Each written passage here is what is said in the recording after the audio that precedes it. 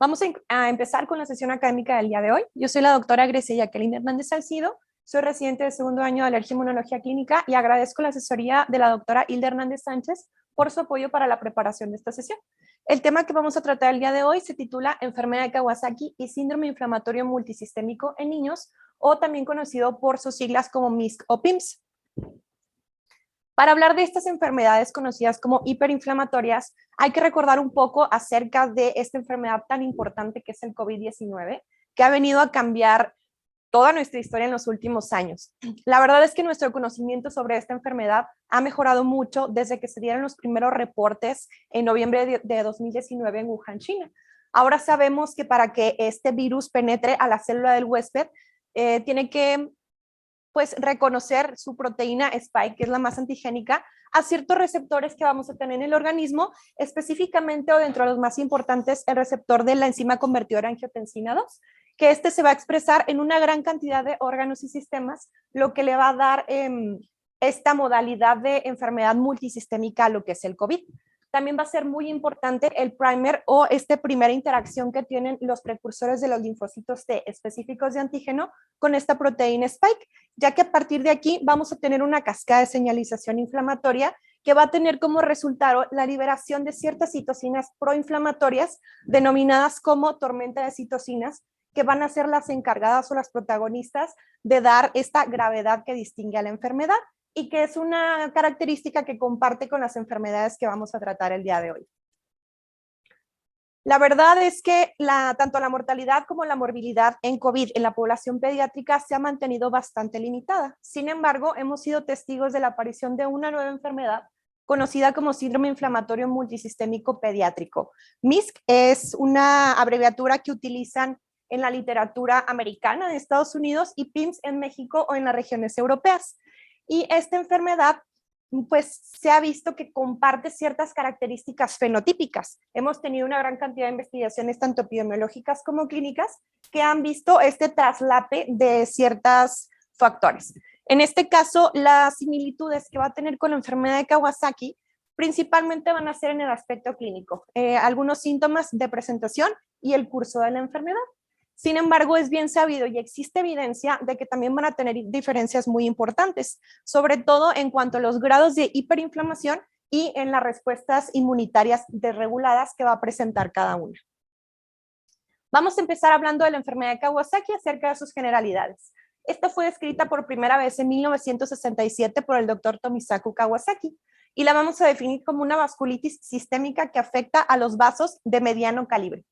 Es conocida como, se sabe que es la principal causa de cardiopatía adquirida en los niños y afecta a niños de 0 a 5 años en un gran porcentaje. ¿Por qué? Bueno, por ejemplo, va a ser raro que los niños de menos de 6 meses, 4 meses la vayan a presentar. Esto es porque estos chiquitos tienen todavía una inmadurez del sistema inmunitario y todavía van a estar protegidos por la transferencia pasiva que hubo de anticuerpos maternos a través de la placenta. Y después de los 5 años, estos pacientes pues ya han desarrollado ciertos mecanismos de defensa o de respuesta, ya que han estado expuestos a una gran cantidad de antígenos ubicos. Tiene un predominio por el género masculino de 1.5 niños por cada niña, y algo bien importante que todos sabemos del Kawasaki es que tiene una predisposición genética. En este caso, hay mayor prevalencia en los niños ya sea japoneses o que tengan ascendencia asiática. Si vemos la incidencia en Estados Unidos es un poquito más pequeña, 25 por cada 100,000 en niños de 0 a 5 años, pero si nos vamos a Japón, esta incidencia sube muchísimo, reportándose hasta 243 casos por cada 100,000 niños. Si hablamos de la etiología del Kawasaki, sabemos que es algo bastante incierto y no podemos decir, vaya, a ciencia cierta, esto es lo que lo está causando. Pero se han propuesto varios mecanismos que pudieran explicar la fisiopatología. Una es que es una enfermedad inmunomediada que probablemente es desencadenada por una infección en pacientes que tienen una predisposición genética. Otro punto importante que se ha visto es que tiene una variación estacional. Tanto en Estados Unidos como en el Reino Unido se presenta más en invierno y primavera. Incluso platicábamos que en los hospitales de pediatría también son estaciones aquí en México en donde llegamos a ver estos pacientes. A diferencia de China y Corea, que se presenta más en verano, o en Japón, que se va a presentar durante todo el año. Estas dos características nos hacen sospechar o apunta a que probablemente sea algún agente infeccioso transmisible que se presenta en diferentes regiones geográficas y tiene una variación estacional. Algunas otras etiologías propuestas para la enfermedad. Bueno, hablamos, por ejemplo, de involucro de superantígenos, ya que se ha visto una actividad antigénica en la microbiota intestinal de los pacientes que tienen enfermedad de Kawasaki. En los sobrenadantes de los cultivos se han observado que existe esta proteína de choque término conocida como HSP60, que es capaz de hacer que los linfocitos T proliferen y aumentar la cantidad de citocinas proinflamatorias que se están produciendo. También la disbiosis, como mencionábamos, en la microbiota de los niños con Kawasaki, en sus heces, se ha visto que hay una mayor cantidad de bacterias gram positivas, sobre todo los géneros Streptococcus, Staphylococcus, Eubacterium, Streptococcus, y también de bacterias gram negativas que son productoras de esta proteína de choque térmico. Y va a haber una menor cantidad de lactobacilos. Toda esta disbiosis va a llevar a que haya una menor cantidad de producción de ácidos grasos de cadena corta, específicamente el butirato, que sabemos que tienen un importante rol en cuanto a la inmunidad, ya que va a ser encargado o puede provocar que se den estas respuestas aberrantes o esta desregulación inmunológica que va a ser característica de la enfermedad de Kawasaki. Otra situación que se ha planteado son los trastornos nutricionales, porque han visto que los niños con Kawasaki presentan deficiencia de vitamina D, que también sabemos que esta vitamina tiene una función inmunomoduladora, promoviendo un ambiente tolerogénico o antiinflamatorio. Y también se ha visto en estos niños deficiencia de hierro. Y por último, la predisposición genética. Como platicábamos en la diapositiva anterior, va a tener predominancia por los niños de raza asiática o que son japoneses, y también se ha visto que los hermanos de los pacientes que tienen Kawasaki tienen hasta 10 veces más riesgo de desarrollar Kawasaki si lo comparamos con la población en general.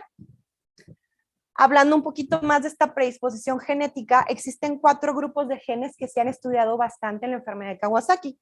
El primero son aquellos asociados con la activación de células T, señalización de células B, apoptosis y aquellas implicadas en la señalización. Y también algunos polimorfismos de un solo nucleótido en el que entra el inositol trifosfato 1,4,5-C, que curiosamente varios de estos polimorfismos de un solo nucleótido también se han encontrado en algunas otras enfermedades autoinmunes inflamatorias, como artritis reumatoide, como lupus y esclerosis sistémica, lo que nos podría hacer sospechar que podrían tener una vía común en cuanto a esta cascada de inflamación. Hablando de su fisiopatología, como les mencioné, no podemos decir a ciencia cierta que existe este virus específico que nos va a ocasionar todo el problema de COVID, a pesar de que se han investigado toxinas bacterianas, superantígenos, hongos, virus, algunas bacterias. La verdad es que no podemos decir, sí, este es el virus que lo causó. Que está bien establecido que si sabemos que hay algún estímulo desconocido que va a desencadenar toda esta cascada inflamatoria con activación del sistema inmune innato y adaptativo, que es lo que nos corresponde revisar ahorita. ¿Cómo se va a activar el sistema inmunológico innato? Pues va a ser a través de los patrones moleculares asociados a patógenos. Estos patrones se van a expresar en respuesta a todos estos factores extrínsecos que vimos, pero también vamos a tener la participación de los patrones moleculares asociados a daño, que esto va a ser por una lesión directa en la célula del huésped por algún tipo de inflamación. Estos dos patrones anormales van a ser detectados por el inflamosoma, que es el NLRP3, y al momento en que lo detecta va a provocar toda esta respuesta aberrante, haciendo que se produzcan citocinas proinflamatorias. Entre ellas tenemos la interleucina 1, la 18, la 6, el factor de necrosis tumoral alfa, el interferón gamma y la interleucina 8. Y de todas ellas, alguien que tiene un rol muy importante es la interleucina 1, ya que tiene efecto directo sobre la célula endotelial de las arterias coronarias, que nos podría explicar la vasculitis que se produce a nivel de miocardio en este tipo de pacientes. Ya hablamos del sistema inmunológico innato, pero también el sistema adaptativo tiene un papel muy importante en el Kawasaki. Hay algunos hallazgos que nos hacen pensar pues en este rol tan interesante que tiene. Número 1, se ha visto que hay aumento de las células plasmáticas que producen IgA en los tejidos y en las paredes vasculares de las arterias coronarias, provocando la vasculitis, que es pues la fisiopatología de esta enfermedad. Número 2, también se han descrito autoanticuerpos que están dirigidos tanto con la matriz extracelular, matriz miocárdica y endotelial. y que al momento en que el paciente recibe dosis o tratamiento con gamma globulina, hay una expansión de las células poblacionales de células T reguladores, provocando este cambio hacia un ambiente antiinflamatorio, así como una normalización del factor activador de células B, que esto nos ayudaría a que no se estén produciendo tantos anticuerpos IgA, que son los que se van a ir a depositar en las arterias. Vamos a pasar al síndrome inflamatorio multisistémico en niños. Bueno, este lo vamos a definir como un síndrome hiperinflamatorio. Y la primera vez que se describió fue hace muy poquito, en abril del 2020. Los primeros reportes surgieron en el Reino Unido y posteriormente se empezaron a reportar en otras partes del mundo, en Europa, aquí en Estados Unidos. ¿Y qué vieron? Que pues parece que hay una asociación o una relación, ya que este síndrome ocurre después de una infección por coronavirus, por el virus del SARS-CoV-2. Y la temporalidad en que se va a presentar es aproximadamente de 2 a 3 hasta 6 semanas después. La edad promedio es de 6 a 11 años. Aquí tenemos la primera diferencia con Kawasaki, que estos son niños un poquito más grandes y no hay aparentemente una diferencia significativa entre el género. Y algo que caracteriza al MISC, así me voy a referir a él, es que tiene manifestaciones clínicas muy similares tanto a la enfermedad de Kawasaki, al síndrome de choque de la enfermedad de Kawasaki y a la enfermedad de Kawasaki con síndrome de activación macrofágica, ya que esta activación puede ocurrir en las dos entidades. Existe una muy importante situación que es la relación temporal entre la infección por COVID y el desarrollo de la enfermedad, que es el MISC. Si nosotros vemos, pues vamos a tener la fase viral, pero como mencionamos, los síntomas se van a presentar de 3 a 6 semanas después. ¿Qué nos sugiere esto? Que esta enfermedad no va a ser generada por una infección aguda, sino que el virus va a actuar como un agente inductor para empezar a desarrollar todas estas respuestas inmunológicas aberrantes. Y también se ha visto que hay una muy fuerte respuesta a través de los anticuerpos IgG para la proteína Spike y una respuesta muy débil para las IgM, lo que nos habla de que pues esto no es agudo, esto es crónico y es resultado de una inducción por el virus. ¿Qué lo puede desencadenar? A pesar de que sí se ha encontrado asociación entre el COVID y el MISC, no se ha definido como tal o no se ha confirmado, pero puede ser la infección por SARS-CoV-2. Y al igual que en Kawasaki, los pacientes también necesitan tener esta susceptibilidad genética, con alteraciones a nivel de los genes que codifican para los patrones moleculares asociados a patógenos, para los receptores Fc gamma y algunos componentes que participan en la cascada de señalización, que van a provocar esta activación desregulada de los linfocitos con producción de autoanticuerpos que van a ir a activar el complemento y esto es lo que va a ocasionar básicamente todo el daño endotelial. También la proteína pico o spike del SARS puede actuar como un superantígeno, contribuyendo a que haya una mayor activación de las células T. Vamos a hablar de los criterios diagnósticos. Para el MISC hay dos, los de la CDC y los de la OMS. Los de la CDC la verdad es que están bastante simplificados y muy fácil de digerir. Son pacientes o individuos menores de 21 años, a diferencia de la OMS que dice que son menos de 19. El paciente tiene que cumplir con fiebre, en este caso es una fiebre de más de 24 horas, de más de 38 grados, o alguna evidencia o información sugestiva de que el paciente sí tuvo fiebre y que le duró más de 24 horas. Que tenga evidencia de laboratorio de inflamación, como aumento de los reactantes de fase aguda, leucocitosis, linfopenia, hipoalbuminemia, entre otros que vamos a ver más adelante, y que el paciente, ojo, aquí es lo importante, tenga evidencia de enfermedad grave que requiere hospitalización y que haya involucro sistémico de 2 o más órganos. Y por último, que tenga infección reciente por SARS-CoV-2, que esto lo podemos confirmar mediante una PCR, serología, pruebas antigénicas, o que el paciente haya tenido exposición a alguien con COVID-19 en las últimas 4 semanas. En cuanto a los criterios del Kawasaki, es algo que yo creo que hemos visto muchas veces, pero bueno, criterio principal es un paciente que tiene fiebre de igual o mayor a 5 días o fiebre hasta la fecha de administración de la gamma globulina, si esta se administró antes del 5.º día de la fiebre. Y tiene que cumplir con 4 de los siguientes criterios, que puede ser el exantema maculopapular, la linfadenopatía cervical, que tiene que ser de por lo menos 1.5 centímetros, inyección conjuntival bilateral, cambios en la mucosa bucal o cambios en las extremidades periféricas. Sin embargo, si recordamos, existen diferentes fenotipos de la enfermedad de Kawasaki. Este es el clásico, pero también se puede presentar como un Kawasaki atípico o incompleto.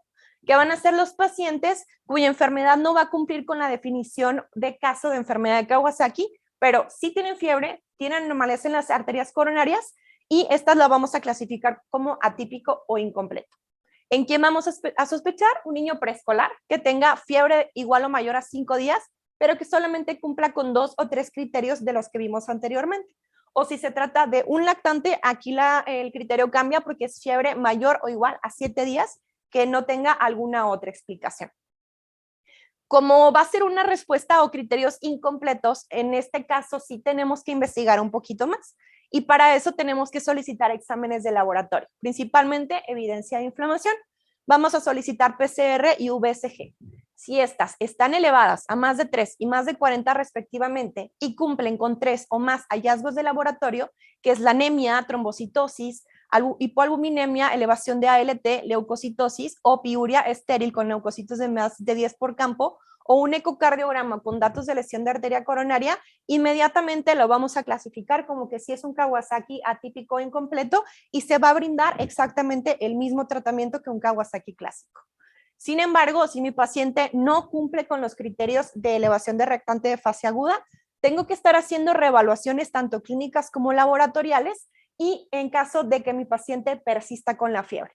Y también pues la investigación de ecocardiograma en caso de que desarrolle síntomas tardíos, como vamos a ver, que es la descamación típica del Kawasaki que se va a presentar en palmas y plantas. ¿Cómo vamos a ver las diferencias entre estas dos enfermedades? Lo primero que vimos, la edad. Kawasaki se presenta de 0 a 5 años, MISC menos de 21 años con el pico entre 6 y 11. Fiebre de más de 5 días en Kawasaki y en MISC de más de 24 horas. Las dos enfermedades pueden tener síntomas de las mucosas como eritema conjuntival, edema manos y pies, exantema, incluso ectasia coronaria. Pero el MISC sí tiene evidencia laboratorial de inflamación que sugiere enfermedad grave, involucro multisistémico y una prueba positiva para SARS-CoV-2. Aquí es cuando decimos, bueno, ¿cuál es la diferencia entre Kawasaki y MISC? La verdad es que el Kawasaki es una versión chiquita de todo lo que puede ocasionar el síndrome inflamatorio multisistémico en niños. Este es un cuadro de incidencia comparativa de los signos clínicos tanto de MISC como de Kawasaki. Y como ya vimos, van a compartir ciertos criterios clínicos. Por ejemplo, la fiebre se va a presentar de la misma manera en las dos enfermedades. La afectación o los cambios en la región oral o en las mucosas se va a presentar en ambos, pero va a ser más predominante en Kawasaki. La inyección conjuntival, de igual manera, más predominante en Kawasaki. El rash o exantema maculopapular se puede presentar en los dos, más en Kawasaki. Cambios en las extremidades, igual, más en Kawasaki. Y linfadenopatías. Algo aquí que viene como primera diferencia clínica son los síntomas gastrointestinales que vamos a ver que se presentan con mayor frecuencia en el MISC. En cuanto a la dilatación de las arterias coronarias, se pueden presentar a los dos, pero MISC tiene una mayor cantidad y una mayor gravedad de las lesiones coronarias. El choque sí se puede presentar, pero va a ser mucho más característico para el MISC. Y por último, los signos o síntomas neurológicos que se van a presentar más o menos en cantidades similares para las dos enfermedades. Vamos a ir viendo cada uno de los sistemas para ver cuáles son las diferencias entre cada uno. Empezamos por el sistema cardiovascular porque va a ser el más afectado en las dos enfermedades. Para Kawasaki sabemos que la principal complicación son los aneurismas de las arterias coronarias. En caso de que dejemos que el paciente persista o no le iniciemos un tratamiento oportuno, la inflamación puede provocarle pericarditis o miocarditis. Y en caso del MISC, además de que va a tener esta ectasia coronaria, su complicación más común va a ser la disfunción ventricular.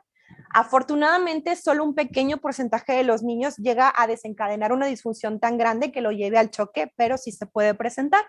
Puede haber derrame pericárdico, elevación de marcadores de lesión cardíaca, como lo es el péptido natriurético cerebral o la troponina, y lo que les mencionaba, que pueden terminar en un choque cardiogénico o distributivo.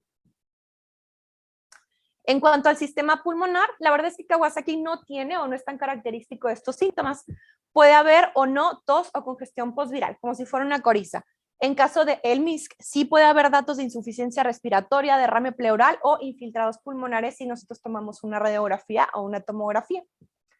En el caso de los síntomas gastrointestinales, los dos se pueden presentar. Los más característicos son vómito, dolor abdominal y diarrea, pero van a ser más frecuentes en MISC y va a ser el segundo sistema más afectado después del cardiovascular. En el Kawasaki ocurren antes de los síntomas característicos, entonces esto nos hace hacer un diagnóstico tardío, porque si tu paciente tiene dolor abdominal, tiene vómito, diarrea, es muy inespecífico y no vas a pensar en Kawasaki si no tiene los datos clínicos de la piel. Seguimos con el sistema hematológico. Ambas enfermedades pueden promover un estado de hipercoagulabilidad y ambos pueden conducir a complicaciones que incluyen trombosis venosa profunda o incluso embolia pulmonar. En caso de el MISC, este estado se va a presentar con mayor frecuencia que en Kawasaki, pero ambos van a requerir tanto terapias como antiagregantes o anticoagulantes, dependiendo de la gravedad de este estado de hipercoagulabilidad. En cuanto al sistema mucocutáneo dermatológico y linfático, pues estos son los signos característicos y que todos relacionamos con Kawasaki. La erupción maculopapular que podemos ver en la imagen de su izquierda, ulceración mucocutánea que lo podemos ver a manera de labios agrietados, una lengua en fresa, eritema y edema de manos y pies, linfadenopatía cervical y la conjuntivitis o inyección conjuntival bilateral. En el caso del MISC, también se han informado todos estos síntomas, pero se presentan en menor frecuencia que en el Kawasaki. Por último, el sistema musculoesquelético, neurológico y renal. Ambas enfermedades pueden presentar alteraciones de artritis o serositis, es bastante raro. En caso de Kawasaki se han reportado casos de pérdida auditiva neurosensorial, parálisis del nervio facial, irritabilidad severa o incluso meningitis aséptica. Y en MISC, algunos pacientes llegan a desarrollar lesión renal aguda por este choque o disfunción multiorgánica o incluso encefalopatía, a pesar de que pues, es muy raro.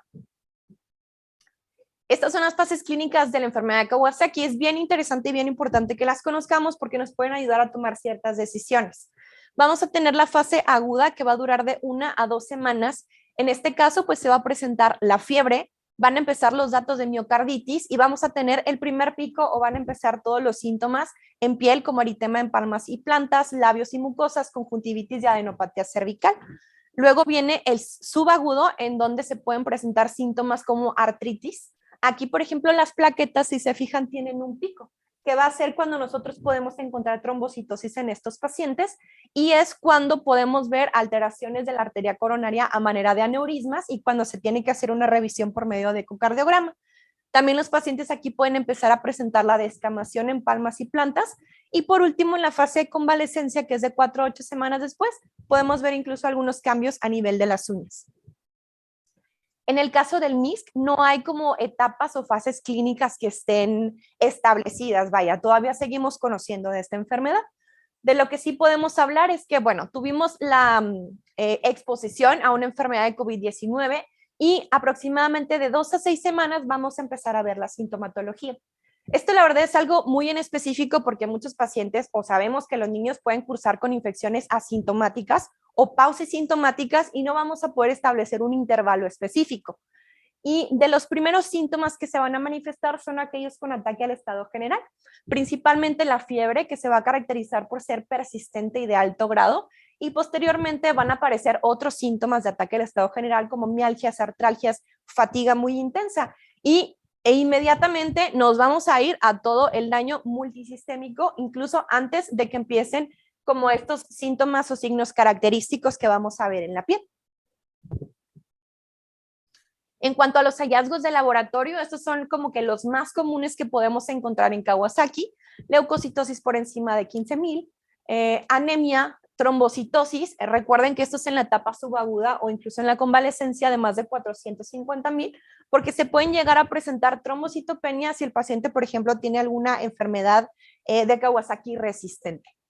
Los reactantes de fase aguda van a estar elevados, BCG por encima de 40, PCR por encima de 3. Vamos a encontrar hipoalbuminemia de menos de 3. Ferritina puede o no estar elevada. Las enzimas hepáticas como la ALT puede estar elevada, la GGT, y vamos a tener elevación de los leucocitos a nivel del examen general de orina. Y en caso de que se hiciera una punción lumbar, podríamos encontrar pleiocitosis de predominio mononuclear sin hipoglucorraquia y con aumento de las proteínas. Si las comparamos con el MISC, como veíamos, sabemos que es bien característica la linfopenia en el COVID, ¿no? E igual va a ser muy característico para el MIS, hasta en un 80%, y en cambio en Kawasaki no vamos a encontrar este hallazgo. Las plaquetas van a estar por debajo de 150,000 en el MISC y en enfermedad de Kawasaki incrementadas en la fase subaguda o de convalescencia. Los marcadores de inflamación, PCR, procalcitonina, interleucina 6 o VSG, ambas los van a tener elevados, pero en MISC va a ser un incremento bastante importante. Los marcadores de lesión cardíaca, troponina y péptido natriurético cerebral van a estar incrementados en MISC, y en enfermedad de Kawasaki pues va a ser algo bastante extraño. La ferritina y el dímero D van a ser también características del MISC, así como lo es en el COVID. Y en Kawasaki, no. En caso de que un paciente con Kawasaki tenga elevación del dímero D, nos puede hablar de que el paciente va a tener mayor riesgo de desarrollar alguna lesión a nivel cardíaco. Y por último, la prueba más importante o característica del MISC, que va a ser la serología para SARS-CoV-2. Ojo, aquí hablo de IgG, que puede estar presente hasta en un 100%, por la grafiquita que veíamos al principio, ya que una gran cantidad de pacientes no va a tener una PCR o una prueba de antígeno positiva porque fue el momento agudo. Sin embargo, casi todos van a tener los anticuerpos positivos, y esto sería lo que nos va a orientar a decir, bueno, si es un MISC o es una enfermedad de Kawasaki. En cuanto al diagnóstico de imagen, lo más importante en estos pacientes es hacer un ecocardiograma. ¿Por qué? Porque ya vimos que la complicación más importante son las anomalías de las arterias coronarias, y se va a presentar hasta en un 25% de todos los pacientes con Kawasaki que no fueron tratados de forma oportuna. Estas son algunas medidas que nos da el Ministerio de Salud de Japón para que nosotros podamos decir si tiene un aneurisma o no, de acuerdo al diámetro normal esperado para la edad, y en caso de que sí lo tenga, para saber si este es pequeño, mediano o grande. También existen puntuaciones Z que vienen en la American Heart Association, y ese más que nada lo vamos a utilizar para saber qué tipo de tratamiento anticoagulante le vamos a dar al paciente, pero pues está más enfocado para los cardiólogos pediatras. ¿Cuándo voy a solicitar el ecocardiograma? Al momento del diagnóstico. En cuanto yo sospeche que es un Kawasaki, le tengo que pedir el primer eco. Posteriormente, 1 a 2 semanas después, porque si recuerdan, fase subaguda es cuando se empiezan a dar los cambios de los aneurismas. Y por último, de 6 a 8 semanas después, en caso de que mi paciente no haya tenido alguna complicación, porque si sí la tiene, se tiene que estar monitorizando de manera más frecuente. Y estos son algunos factores de riesgo para saber si mi paciente tiene o no este riesgo, vaya, de desarrollar una lesión de la arteria coronaria. Y son el género masculino, los niños pequeñitos de menos de 1 año o grandes de más de 8, que la fiebre ha durado más de 10 días, leucocitosis de más de 15,000, anemia de menos de 10, trombocitopenia, hipoalbuminemia, hiponatremia o fiebre persistente a pesar de que ya le haya puesto la gamma-globulina y hayan pasado 36 horas. El tratamiento de la enfermedad de Kawasaki en la fase aguda tiene como objetivo disminuir la inflamación y prevenir las complicaciones a nivel cardíaco. La primera línea va a ser utilizar la gamma-globulina en combinación con ácido acetil salicílico. La gamma la vamos a dar una dosis de 2 gramos por kilogramo, y se recomienda una infusión durante 10 a 12 horas. Y la aspirina tenemos 2 opciones. Podemos utilizarla en dosis media, que es de 30 a 50, o a dosis alta, que es de 80 a 100. Japoneses recomiendan dosis media, Estados Unidos recomiendan dosis alta.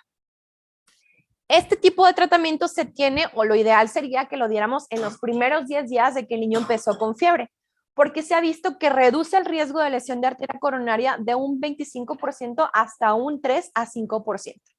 Sin embargo, a pesar de que hagamos todo bien y todo perfecto, el 20% de los niños va a desarrollar fiebre persistente, y esto lo va a catalogar como pacientes resistentes a la inmunoglobulina intravenosa.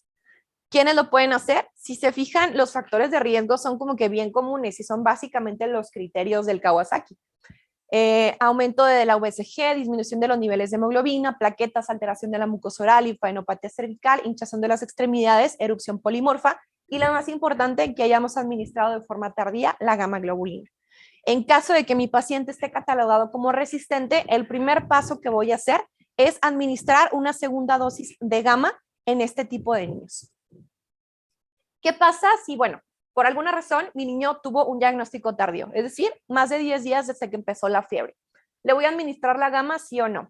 Se puede administrar en ciertos casos que tenga evidencia de inflamación sistémica con elevación de PCR o VSG, fiebre persistente, o que ya tenga evidencia de un aneurisma coronario, o que sea un paciente que se catalogue como una enfermedad de Kawasaki recurrente.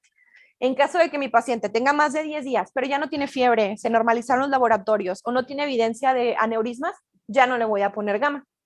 Y otro aspecto importante es la aplicación de vacunas, porque las vacunas de virus vivos atenuados, como es la SRP o la varicela, no se pueden administrar hasta 11 meses después de que se administró la gamma globulina. En caso de que se tenga que administrar riesgo-beneficio antes de este tiempo, se tiene que corroborar que haya tenido una buena funcionalidad. En cuanto a la aspirina, ¿cuál es la dosis ideal? Si recuerdan, veíamos que hay dosis media o hay dosis alta. La verdad es que no parece haber una diferencia significativa entre usar una u otra dosis respecto a la incidencia de los aneurismas coronarios, duración de fiebre o duración de hospitalización del paciente.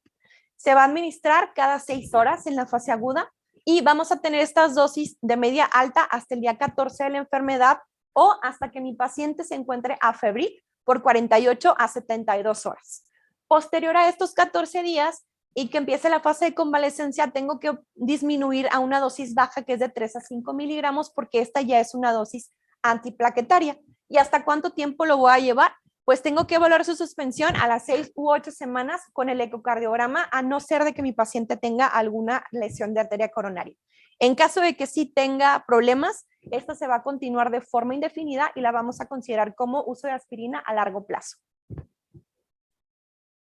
Otro punto importante es que los pacientes que están recibiendo aspirina tienen mucho más riesgo de desarrollar esto conocido como síndrome de Reye, que está caracterizado por encefalopatía y daño hepático.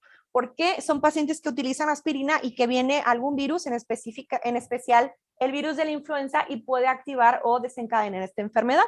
Por lo tanto, la vacuna inactivada contra influenza se tiene que administrar en todos los pacientes que tienen antecedente de enfermedad de Kawasaki, que reciben aspirina como terapia a largo plazo para poder evitar este síndrome de Reye. Y bueno, ya vimos cuál es la terapia de primera línea. Ahora vamos a ver cuál es la terapia adyuvante en caso de que mi paciente se consideró como resistente a la gamma globulina. Son los corticosteroides. La verdad es que es bastante controversial el uso de corticosteroides en la enfermedad de Kawasaki. Los japoneses sí lo recomiendan mucho, pero aquí pues tenemos indicaciones específicas para poder utilizarla. Es aquel paciente que tenga un riesgo alto de lesión de arteria coronaria, como terapia adyuvante y que tenga resistencia al tratamiento con gamma.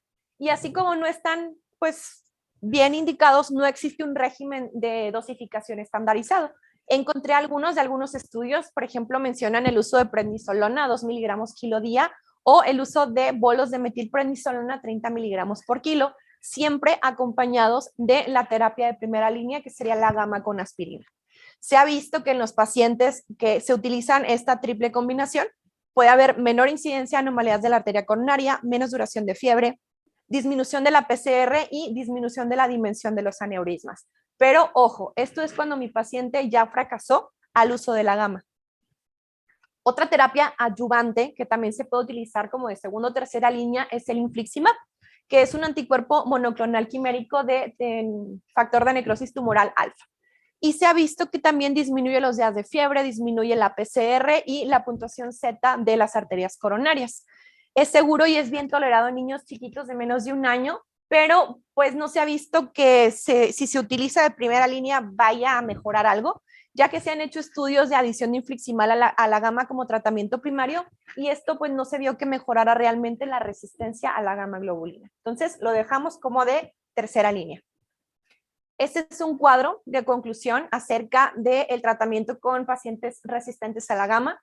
Primero que nada me voy a la segunda infusión de gamma, después combino gamma con esteroide, posteriormente infliximab y algunos tratamientos alternativos que también podría utilizar sería la ciclosporina, el anakinra, la ciclofosfamida, o un recambio plasmático. El pronóstico en la enfermedad de Kawasaki pues va a depender mucho de los factores de riesgo del pacientito. Si es un bebito de menos de 1 año, sobre todo menos de 6 meses, estos tienen una mucho mayor incidencia de que vayan a tener lesión de arteria coronaria y que la gravedad de la dilatación vaya a ser mucho mayor a comparación de un niño más grande. Incluso se han reportado aneurismas gigantes. También los bebés de menos de 6 meses tienen mucho mayor prevalencia de tener una enfermedad de Kawasaki incompleta ¿Y qué implica esto? Que no la vayamos a diagnosticar, demos un diagnóstico tardío y mi paciente desarrolle complicaciones cardiológicas. Hasta un 25% de todos los lactantes de menos de 25 años va a tener un ecocardiograma normal al principio. Sin embargo, a partir de las 2 semanas ya van a empezar a desarrollar a las arterias coronarias dilatadas o aneurisma. Por lo tanto, es importante que en estos bebés chiquitos estemos haciendo un chequeo constante por medio del ecocardiograma. Pasando ya al tratamiento del MISC. Bueno, tengo mi paciente hospitalizado que tiene sospecha o ya es un MISC confirmado. Lo primero, sabemos que estos pacientes son graves, sería estabilizarlo y posteriormente empezamos con la terapia de apoyo, que se va a dividir en dos, que es la inmunomodulación y la terapia antiplaquetaria y anticoagulante. Al igual que Kawasaki, vamos a utilizar gamma a dosis de 2 gramos por kilo y podemos utilizar esta terapia adjunta. Corticoides en caso de que el paciente tenga datos de choque o daño a órgano blanco con dosis bajas de metilprednisolona, y en caso de que el paciente sea refractario a la gamma más la dosis baja del corticosteroide, utilizaríamos pulsos de metilprednisolona de hasta 30 miligramos kilo día. Y también otras opciones serían el anakinra, infliximab, y en este caso se agrega el tocilizumab.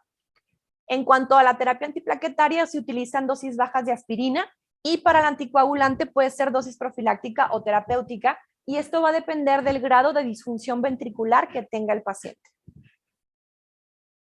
Diferencias en el tratamiento: va a ser mucho más frecuente que el paciente con MIS llegue a requerir manejo con inotrópico o vasopresor o requiera ventilación mecánica. En el caso de la gamma, el 100% de los niños con Kawasaki la tienen que recibir, pero no todos los de MISC la reciben. Los esteroides se utilizan más en el MISC, los biológicos también. Y si vemos, pues aquí la diferencia más importante es el grado de mortalidad, la tasa, que va de 2.1 hasta un 18% comparado con un 0.17 para la enfermedad de Kawasaki. Ya como conclusiones, bueno, estas dos enfermedades van a compartir muchas características, sobre todo clínicas: fiebre, rash, alteraciones a nivel de las membranas, conjuntivitis, edema de manos y pies, linfadenopatía cervical. Ambas pueden caer en choque, pueden desarrollar esta activación de macrófagos, hacer alteraciones de la arteria coronaria, y ambos se tratan con aspirina y gamma. Pero vamos a tener otras características que las van a hacer diferir, sobre todo en la edad. Por ejemplo, en MISC, con la incidencia de síntomas gastrointestinales, el involucro cardíaco va a ser más importante en MISC, y sobre todo que pues ellos van a tener un peor pronóstico que los niños con enfermedad de Kawasaki. Como conclusiones personales, diferenciar estas dos enfermedades puede resultar un desafío diagnóstico a nosotros como pediatras, o en algún momento que se pueda solicitar la interconsulta como inmunólogos. Guardan relación con enfermedades infecciosas y comparten ciertas características fisiopatológicas, pero es importante que de verdad sepamos diferenciar bien estas dos enfermedades, porque los pacientes con MISC tienen mayor alteración sistémica y peor pronóstico, y en caso de no hacer un diagnóstico oportuno, podríamos incrementar la mortalidad de estos pacientes. Ya por último, únicamente les quiero recordar que el día de mañana se celebra el Día de Concientización de la Enfermedad de Kawasaki, que sería el 26 de enero. Y eso sería todo por mi parte. Muchísimas gracias por su atención.